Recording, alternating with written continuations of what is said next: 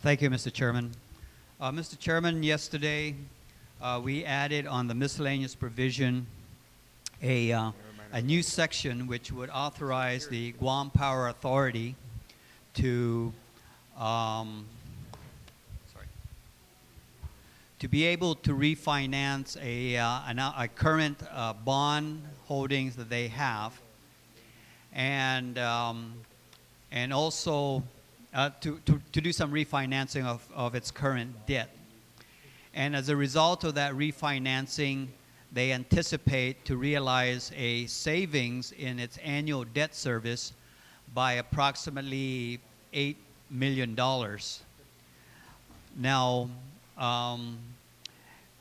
yesterday, in addition to that, the amendment that I proffered, we also added a new section which we drafted here, which basically put the requirement that before any of these bond proceeds can be expended, they must first file with the PUC for a rate reduction as a result of the reduced debt service requirements.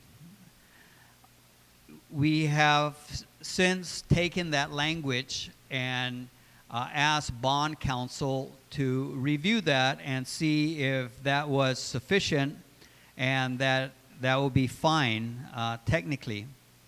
He came back and said, well, there's some nuances here, and he provided then new language, and that new language has been passed around. And basically the new language that he provided reads as follows. Within 30 days after the issuance of the bonds approved by this section, the Guam Power Authority shall petition the PUC for a resetting of GPA's revenue requirements that takes into account the savings in debt service which results from the refunding. The intention of the legislature is to provide prompt ratepayer relief that takes into account the savings resulting from the refunding.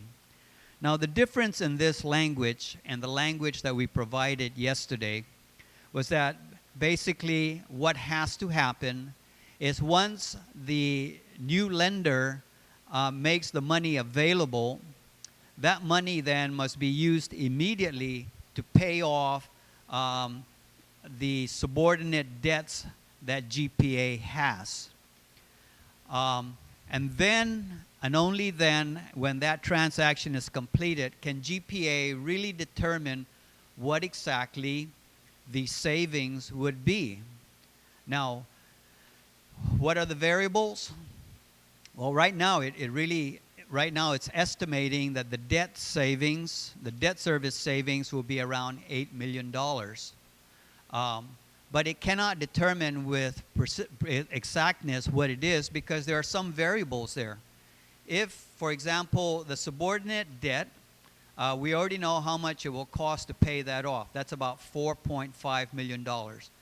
That is an amount that's in writing, but that debt has to be paid off by September 16th. If we go to market on September 17th, does that price still hold or might it increase? I can't say. That's a variable. When we go to market, what will be the interest rate then at that time? In June, the interest rate was a little bit higher than it was in August. When they go to market in September, would it be even lower or it could possibly be higher? So that's a variable. And as a result, they can't really determine at this point what the savings would be. So they're basically saying, we got to go to market, we got to do this transaction. As soon as the transaction is done, we got to pay off the subordinate debt. Then we can go back to the PUC, Guam PUC, and say, we are now petitioning for a rate rollback in the amount of, and that could range anywhere from 8.5 million to as high as, I believe, 9.5. And only then can they really determine with exactness how much that savings would be. And so I'm asking that then we replace with this amendment that I'm proffering here, that we use that to replace the language that we inserted yesterday at the end of that amendment that I had introduced yesterday. That, Mr. Chairman, is my amendment, and I ask my colleagues to please support that. Thank you very much, and just Masi Senator Senator William Barnes. Just for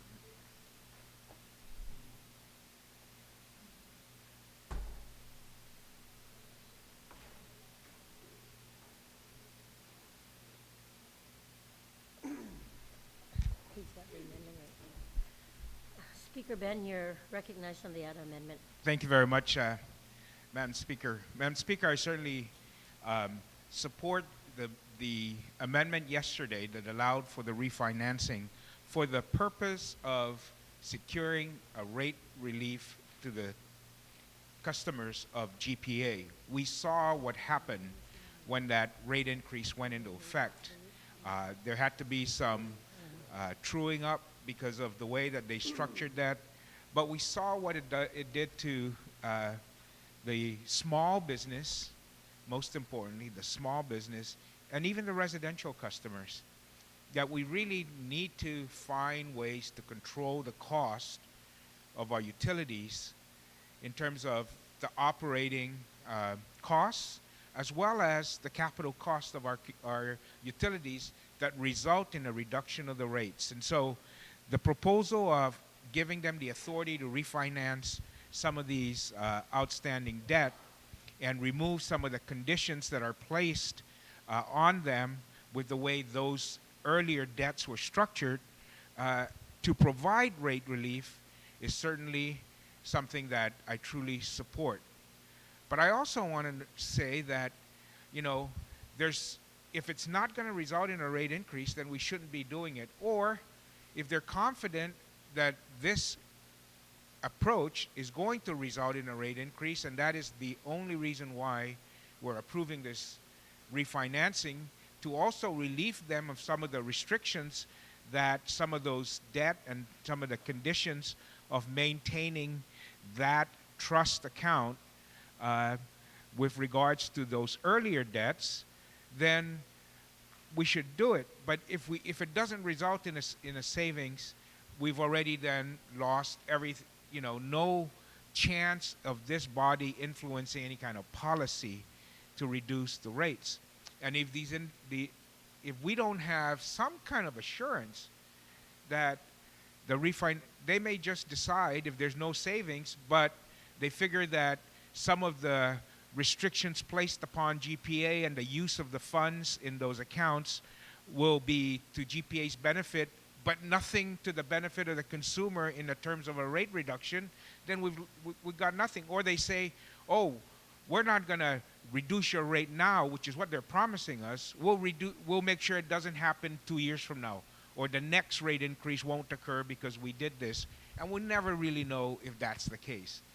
So GPA has to take a look at itself internally, and what are they doing with regards to controlling their internal costs, their operational costs that contribute to the need for rate increases.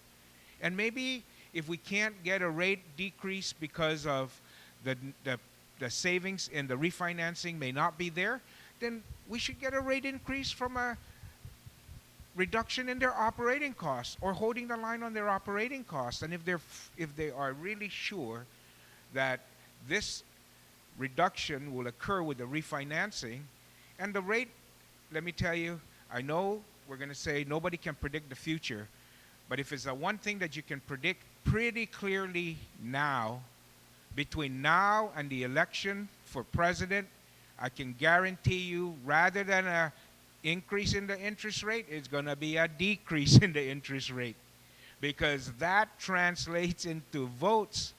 And with Mr. Romney running on the Republican side, who's catering to the corporate and business community, Mr. Obama is not going to be raising interest rates because he's trying to court Mr. Romney's corporate clients.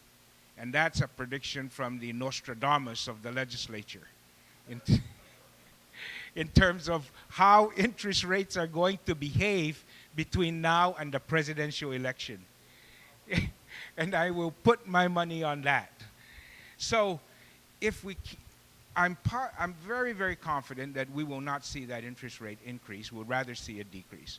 So I'm not worried that they can't realize savings from an increase in the interest. I'm worried that the savings we're going to realize is not going to result in a decrease in the rates. So I'm saying if we can't get it from the restructuring of the debt, then we should be able to get something from a restructuring of operational costs.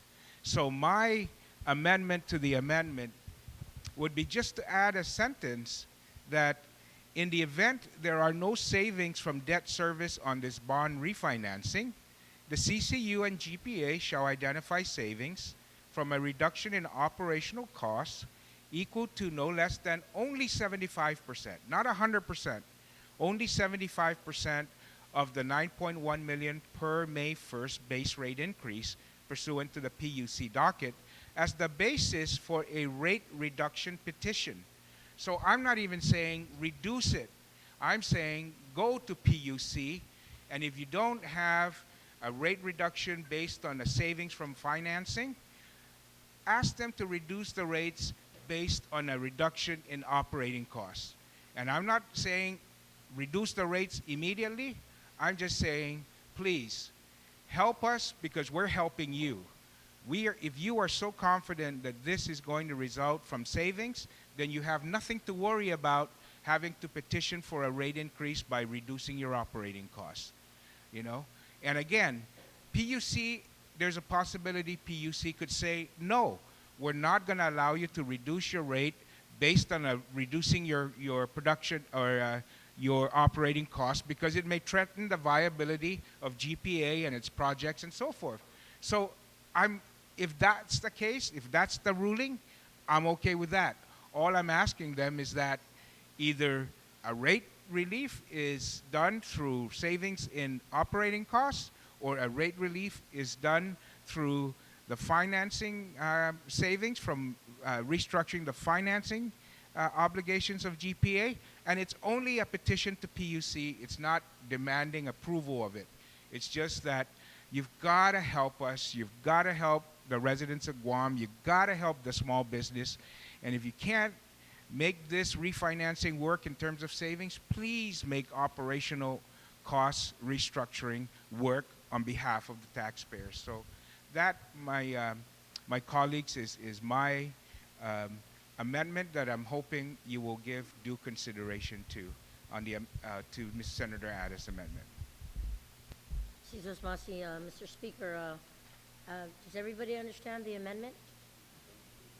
In the event that there are no savings from the debt service on this bond refinancing, CCU and GPA shall identify savings from a reduction in operational costs equal to no less than 75% of the 9.1 million per year May 12, 2012 base rate increase with the GPA docket 11-09. Anyone wishing? As the basis for a rate reduction petition. Oh, yeah, okay. I'm sorry, I added that last. Yeah. Just to be clear, that it's not an automatic reduction, it's the basis for a rate reduction petition before the PUC. Okay. Does anybody wish to speak on that amendment to the Tom Ada amendment? Senator Ada, you're recognized. Thank you, Mr. Chair, Madam Chair. Well, I will say that I certainly in agreement with the previous speaker that we want to try and get that rate relief for the consumers out there with respect to their power bills. First of all, let me just clarify something. Back just recently in May, there was a rate increase that was approved by the Public Utilities Commission, which resulted in a rate increase so that GPA could generate an additional $9 million a year to meet the balloon payment that's required in its debt service. Now, the problems that were experienced by the small businesses and whatnot was not so much because of the rate increase, more so than really the restructuring of how the rates now are to be paid, in that now basically that consumer pays their pays for whatever it is that they're consuming. So I don't want to get into the technical details of that, but those problems are really kind of separate from the rate increase that was approved then. Now, when GPA came down here for the public hearing, they certainly were very confident that they would be able, as a result of this refinancing, they will be able to achieve savings insofar as how much annual debt service they will have to pay. That savings is going to result from the fact that the interest rates now on the market is a lot lower than what it was when they initially borrowed this money. And because of the lower interest rates, they are projecting that they will be able to actually achieve a decrease in that annual debt service by as much as $8.5 million a year. But in order to be able to refinance, they also have to pay off some subordinate debts. Now, we need to take a look at, really, are there any variables? The preceding speaker who made the amendment to the amendment is basically saying, well, what did they, when they came here a couple of weeks ago on the public hearing, they came here and it says, we would like to refinance because we believe that we can achieve a savings, interest savings, by as much as $8.5 million a year. And the mover of the amendment is saying, well, what if they go there to the bond market and they come back and they say, well, we weren't able to get the savings that we thought we could.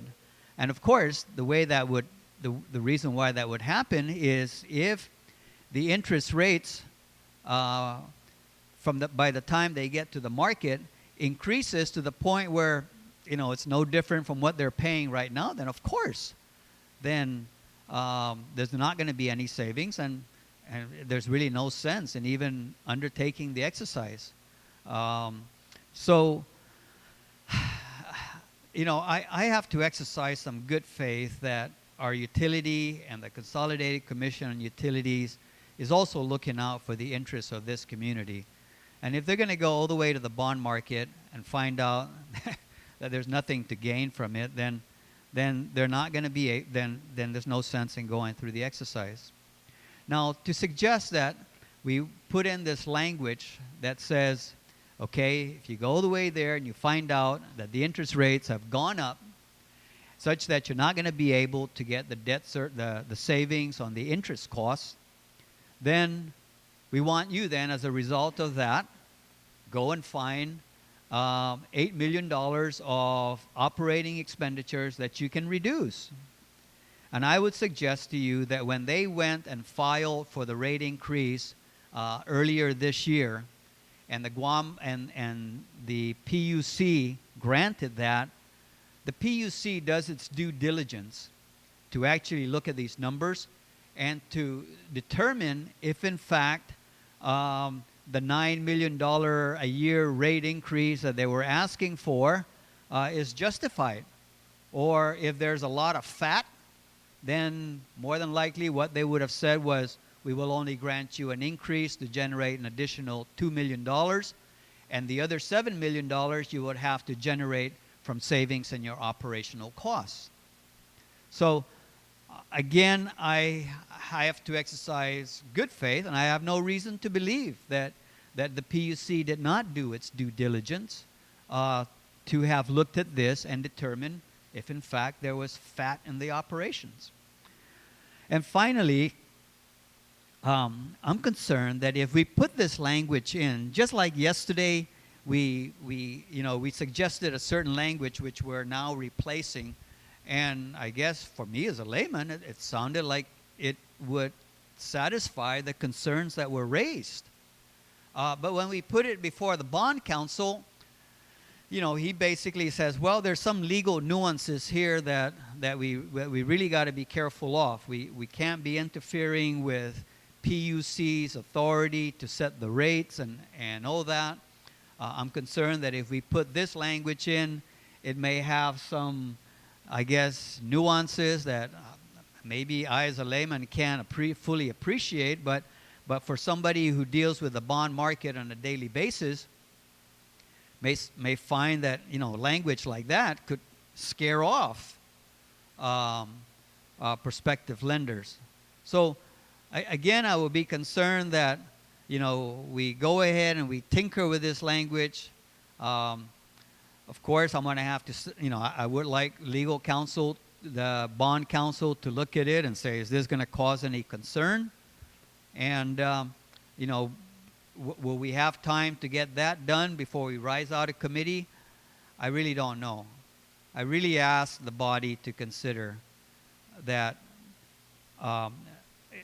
we don't know what the implications might be of adding this additional language.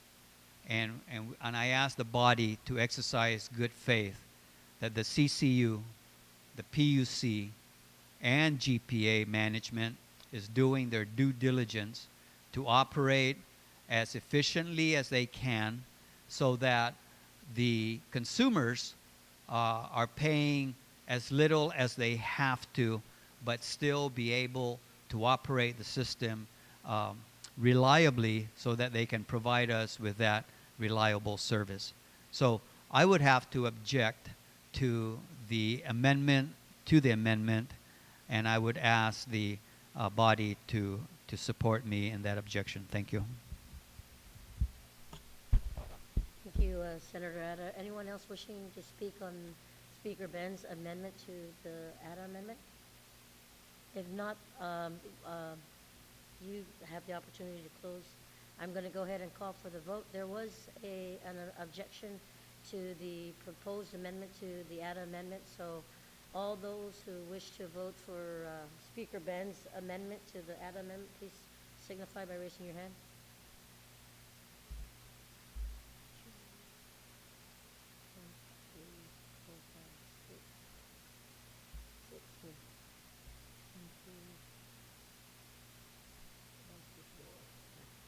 Six.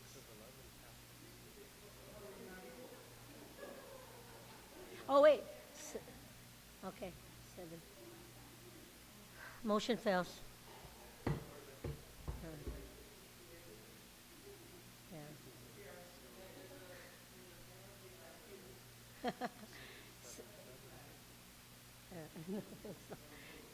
Yeah.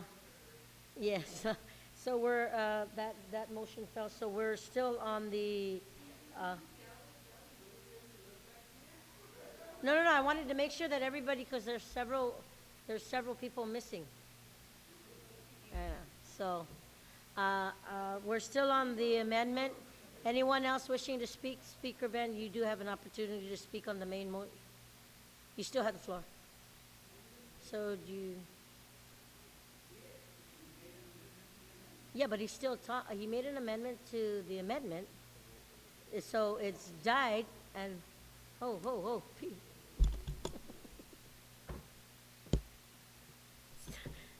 Speaker Ben, you still have the floor. You're entitled to speak. Thank you very much, Madam Speaker. Madam Speaker, I continue to support, of course, the efforts by the good chairman of the committee to try and ensure that, when we provide approvals needed by this body, most especially for those departments and entities that really have become outside the control and the policy directive of this body, that we try to preserve some of the ability to influence policy that results in having these departments and agencies contribute to the overall government as well as the overall community. And so I see that, but sometimes what we see is some of these departments and agencies, once they they get their autonomy, so to speak, then they behave as if the only interest they have and the only obligation they have is to themselves and not to the community and not to this government that supported them and gave them everything for nothing, really, that transfers hundreds of millions of dollars of assets to these. And when we're cutting salaries, when we're going to tell the firemen that you don't have, you're going to cut your special pay, we're going to cut your hours, we're going to cut this, we're going to cut that, that they continue to operate as if they're not part of that world, as if they're not going to participate in helping now this government carry that load.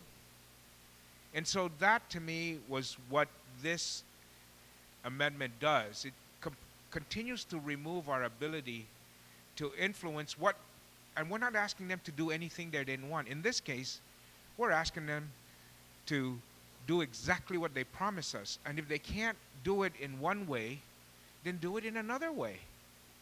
Help this community. Don't give pay raises to your staff while everybody else is getting a pay cut. And we've seen that happen. We see it. We see it not only with this entity, but we see it with other entities in which this body has removed its ability to influence the policy of the operations of those departments and agencies.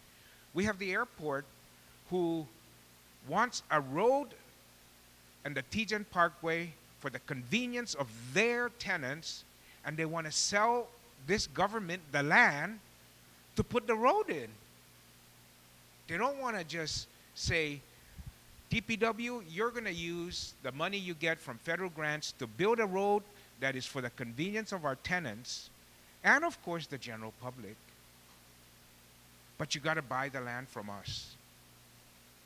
But we want you to use your federal funds to build the road, the federal funds that could go to building the road or paying off the landowners down in Route 4 that everybody uses for the last 50 years, and we haven't paid the landowners. We could have taken that money and pay off those landowners, but no, because we want to build a Tijan Parkway for the convenience of the general public and the tenants of the airport, but they want us to buy the property. That's how they behave. They behave by charging customs the highest per square foot rent of any other government agency. And then they take the money off the top. And customs now, and this general fund, have to subsidize customs. And customs is there for the convenience of our tourists, but their clients, the passengers that come in. So that to me is what I see has occurred over the years, and how when we kind of continue to allow them to move away further from being able to influence the operational policies of those departments, those autonomous agencies, and then they don't perform with what they promise, we have no recourse except to eat it. And so that's all I was trying to do, Madam Speaker, in terms of proposing something else that would just ensure that when they say we're going to do something, that they're going to do it. And if it doesn't benefit the consumer, they are going to help us bear the burden of these power increases by bearing some of the burden of the operational cost and the reduction on it. But I will support this amendment. I do. Because there's a chance that it will result in that. And I don't want to deny the general public that chance of giving them rate relief. And I'm not too sure whether I should predict what the final outcome with on this one. Just not too sure. Thank you. But once again, I do want to say, I want to thank, the chairman for continuing, working with them. And I do so. I'm just a little bit, a little bit of more of a doubting Thomas. Okay. And as they always tell us in the legislature, put your money where your mouth is. Well, that's what we're asking. That's all I'm asking the CCU and GPA, not to put the money where their mouth is. Put some money back in the pockets of your consumers. Help them out. Help us out. And there's a chance it may happen. I'm going to take that chance. Thank you. Thank you, Speaker Ben. Anyone else wishing to speak on the ADA amendment, the TC ADA amendment? If not, are there any objections? No objections. Motion carries. Vice Speaker, please. You're recognized. Thank you very much, Madam Chairman. I have an amendment. I'm sorry I haven't circulated it. It's to add a new Section 9 to Chapter 10 of the Guam Visitors Bureau to read as follows. Section 8, authority to transfer within object class. The Board of Directors of the Guam Visitors Bureau may transfer funds from the appropriations made to GVB within object classes, except that no funds shall be transferred into general administration category. Thank you. Does anybody need to? Yeah. No objections? Okay, motion carries. I understand there's probably a couple of more amendments. Speaker, I see a hand. I see a white hand up. A white hand up. Speaker, a snow white hand up. Speaker Wampat, you're recognized on your proposed Okay, I'll amendment. paint it brown next time. Madam Chair, I didn't pass this one out. I'm going to save a couple of trees, but it's very simple, really. We had many years ago, and when we had established the clearinghouse, is that we had exempted Guam Community College and the University of Guam, and somehow we didn't do that with the Department of Education. And so what this amendment will be then is actually requesting that in that exemption, it would be GCC, UOG, and to include DOE. So that's what the amendment's all about. Thank you. Anyone wishing to speak on the Speaker Wampat amendment? Are there any objections? No objections. Motion carries. There is.